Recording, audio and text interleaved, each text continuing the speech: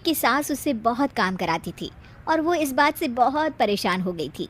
एक दिन सास कहती है, बहू, रसोई का काम खत्म हो जाए तो मेरे कमरे में आ जाना, कमरे की सफाई करनी है। ये कहकर सास वहाँ से चली जाती है। ये सासू माँ भी ना एक के बाद एक काम देती ही जाती है, जैसे कि मैं कोई बोतल से निकली हुई जिन हूँ। रश्मि अपनी सास के कमरे में जाती है और स्टूल पर चढ़कर अलमारी से सामान निकाल रही होती है। अरे बहू, संभाल कर, मेरा सामान तोड़ मत दियो। वाह, इन्हें अपनी बहू की कोई चिंता नहीं है, सामान की पड़ी है कि वो ना टूट जाए। अब तो इनका सामान तोड़ना ही पड़ेगा। रश्मि सामान हाथ में पकड़ लेती है और नाटक करने लगती है। सास ये देखकर घबरा जाती है। अरे बहू, मेरा सामान बचाकर कहीं गिर ना जाए। हाँ हाँ मम्मी जी, नहीं गिराऊंगी आपका सामान। रश्मि का सच में बैलेंस बिगड़ जाता है। अरे मेरा तो सच में बैलेंस बिगड़ रहा है। रश्मि स्टूल से नीचे गिर जाती है और उसका सर बेड से लग जाता है। रश्मि के सर में दर्द हो रहा होता है। वो बेहोश नहीं हुई होती है, लेकिन वो आंखें मूंद कर पड़ी रहती है। ये देखकर उसकी सास घबरा जाती है। अरे बहू, ठीक तो है ना? तो बोलती क्यों नहीं बहू? ये अच्छा मौका है, बेहोशी का नाटक कर लेती हूँ, काम से तो बच जाऊंगी।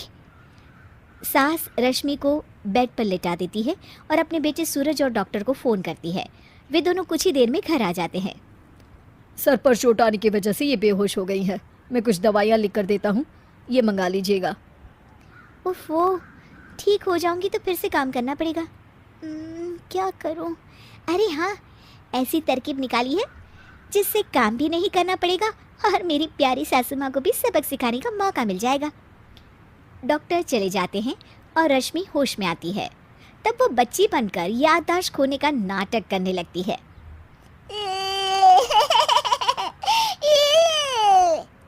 अरे बेटा, ये बच्चे के रोने की आवाज़ कहाँ से आ रही है? हाँ माँ, मैंने भी आवाज़ सुनी। फिर से रोने की आवाज़ आती है। अरे, ये तो मेरे कमरे से आ रही है। वो दोनों कमरे में आते हैं तो रश्मि रो रही होती है और बच्चों की तरह हरकतें कर रही होती है। दोनों उसे देखकर हैरान रह जाते हैं। मेरे मम्मी जी पापा कहाँ है? मुझे आइसक्रीम खानी है। अरे सूरज, ये तो बच्चों की तरह बर्ताव कर रही है। हाँ माँ, लगता है चोट लगने से इसके दिमाग पर असर हुआ है। आप लोग कौन है? मुझे मम्मी के पास जाना है। अंकल अंकल, मुझे मम्मी के पास जाना है। अंकल? अरे रश्मि, मैं तुम्हारा पति हूँ, क्या तुम्हें याद नहीं है? पति क्या होता है अंकल? और ये बूढ़ी आंटी कौन है? बूढ़ी आंटी? बूढ़ी किसको बोला? बूढ़ी को बूढ़ी नहीं बोलूंगी तो क्या बोलूंगी? तुझे तो अभी बताती हूँ मैं।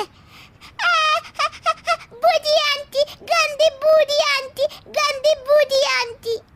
मैं कल ही डॉक्टर के पास लेकर जाता हूँ रश्मि को। अगले दिन सुबह रश्मि की सास सारा काम खुद करती है और ये देखकर रश्मि को बड़ा मज़ा आ रहा होता है। अरे वाह, इस नाटक में तो बड़ा ही मज़ा आ रहा है। चलो थोड़ी और सेवा करवाते हैं सासू माँ से।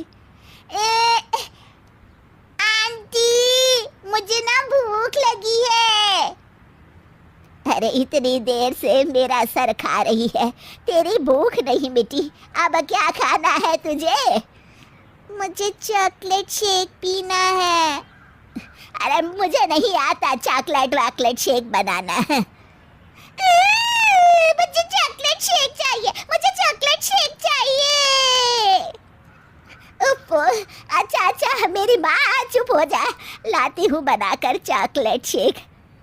रश्मि अपनी सास से खूब काम करा रही होती है और अपने नाटक का जमकर फायदा उठा रही होती है। रश्मि पूरे घर को बार बार गंदा कर देती है और उसकी सास बार बार सफाई कर रही होती है।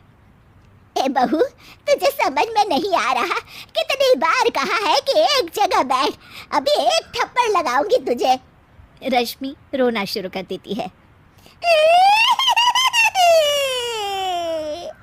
अरे अच्छा बाबा माफ कर दे, मत रो, तुझे जो करना है कर, पर रो मत मेरी माँ।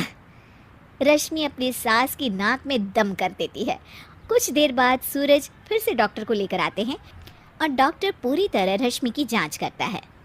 मुझे लगता है कि इनको हॉस्पिटल में ले जाकर स्कैन करना होगा, तभी कुछ पता चल पाएगा। बाप रे, मर गई। ये तो हॉस्पिटल ले जाने की बात करने लगे हैं। नहीं नहीं, मुझे हॉस्पिटल नहीं जाना। नहीं नहीं, मुझे हॉस्पिटल नहीं जाना डॉक्टर अंकल, गंदे अंकल, मुझे नहीं जाना। डॉक्टर तभी एक इंजेक्शन निकालते हैं और रश्मि को लगाने जा रहे होते हैं। नहीं नहीं, मुझे इंजेक्शन मत लगाइए डॉक्टर, मुझे इंजेक्शन से बहुत डर लगता है। मैं तो नाटक कर रही थी।